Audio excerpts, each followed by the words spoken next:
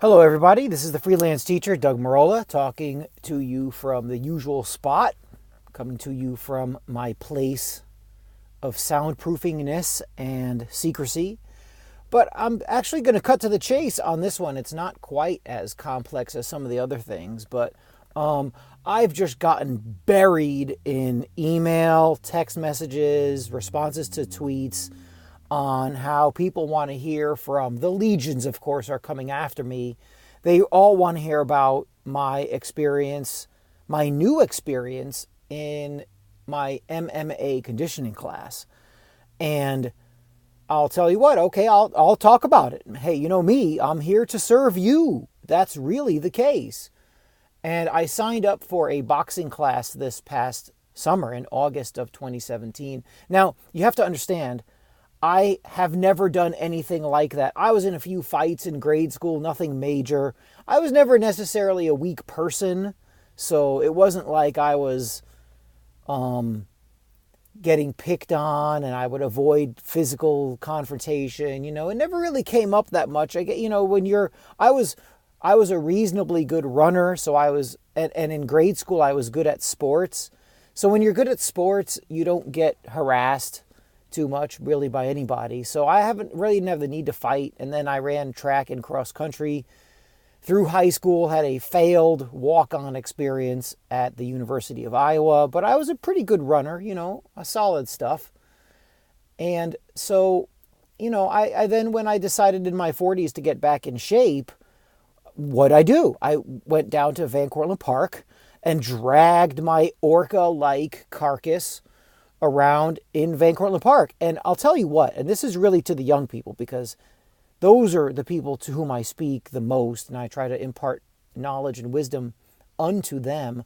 I'll tell you what, when the older people tell you, youth is wasted on the young, to some degree they're true. To some degree they're right.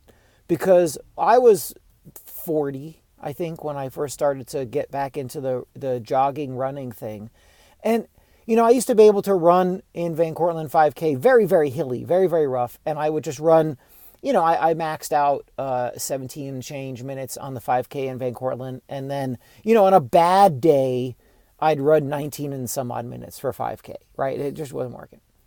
If things weren't going well. If I ran 19 minutes, which I did in my late 20s, my mid-20s, I came back from university and ran high 19 minutes and was upset. I was angry. I was like, what? I can't believe I ran so slow.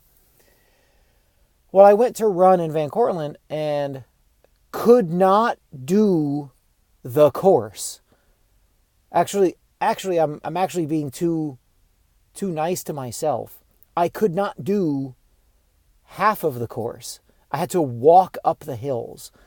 And that's how I got started getting back in shape. But then my knees started to hurt and I had issues with particularly my left knee. So I joined MMA conditioning class. Now, let me tell you, it is worth it.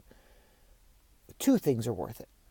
It's worth it to do something like MMA conditioning, take a boxing class, things like that. I think it's a path back to an earlier age of humanity, when physical confrontation was more common, when men, but not exclusively men, but majority men had to actually fight.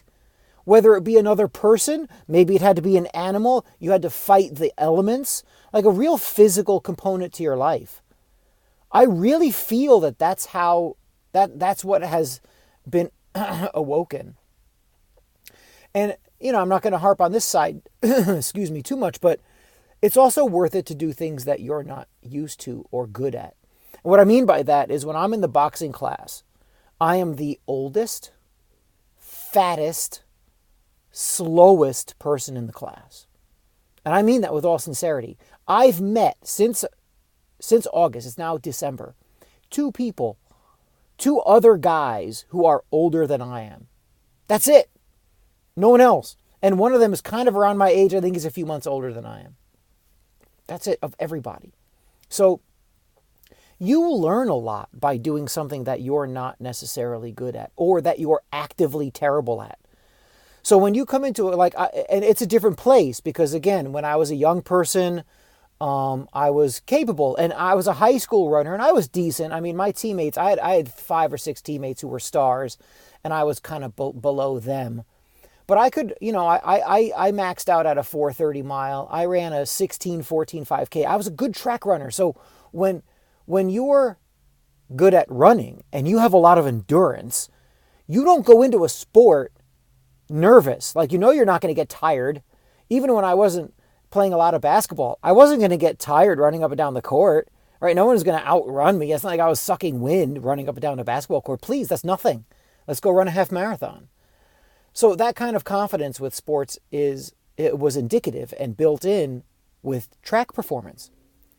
I remember this. I remember going into sports that, like, I wasn't a great basketball player, but you could learn because I'm athletic enough to handle it. Whatever, no big deal, right?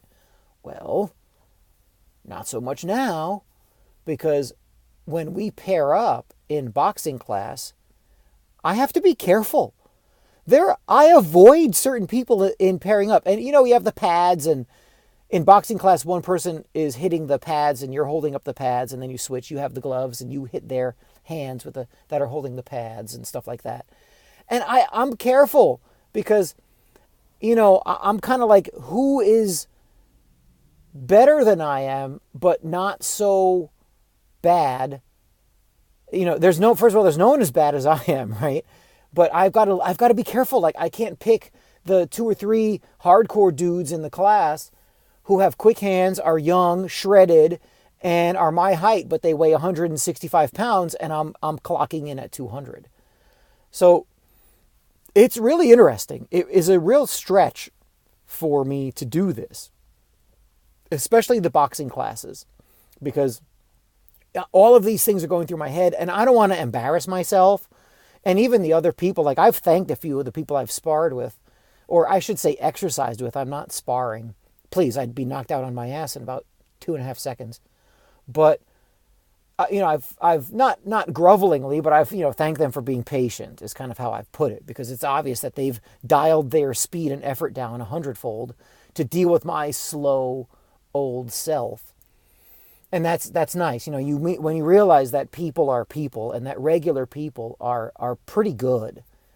Regular people are okay. I rail against politicians and stuff because I think they're sycophantic losers who are parasites on humanity. But regular people in general are fine. They're okay. And it comes through again in the MMA conditioning class, because the gym has mixed martial arts. They've got Muay Thai, kickboxing, things like that as well, besides boxing.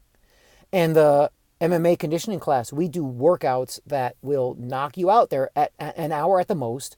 I'm drenched in sweat. They have these ladders lying down on the floor, and we have to do quick double feet in each box. Then we have to do like a hopscotch thing. We have to do double feet in, double feet out, facing sideways, going to the right, then going to the left, jog, sprint back. And we'll do all of this as a warm-up, and then we'll do it for time, and then we'll do a circuit where we have to wiggle these ropes. I don't know what the exercises are called, so I sound like a doofus, but we work on the ropes. We have pull downs. We do low weights, high reps, push-ups, crazy amounts of abs. I mean, it really is enervating, and I actively enjoy it. I actively have a good time, and I'm in pain. Like, it sounds kind of sadistic, but I'm hurting. And when in the summertime, when it was warm in the gym, my shirt would be completely soaked, right? Because of all the hair on the flab, I just exude fluid. So my t-shirts would be completely destroyed and disgusting because of the hard work. And it's an hour at the most. So the boxing and the MMA conditioning classes are classes I enjoy a lot. And I really can't, I don't want to get too repetitive, but I can't stress enough. If you're not really that good at something and you take it on as a challenge, and it's a physical challenge, I highly recommend it. Whatever it is, it could be rowing. Maybe you never ran and you want to get into running. Try that. Maybe you go the other way. Maybe you're skilled in some other kind of athletic activity and you want to try, well, go run the 5K. I remember seeing Florence Griffith Joyner, who had set a couple of world records in the 100 and the 200 and been a superstar. And she retires and wants to run and 5Ks. She was going to run a 5K. And she, of course, I mean, her times were slow. I mean, there were high school people that I knew who ran faster 5Ks than this world-class sprinter. Why? Because she didn't realize how tough it was. So you think going to run a 5K is easy and you're not a runner, forget the cross-country stuff. Just go out and run a 5K. See what your time is. Check that out. How about them apples?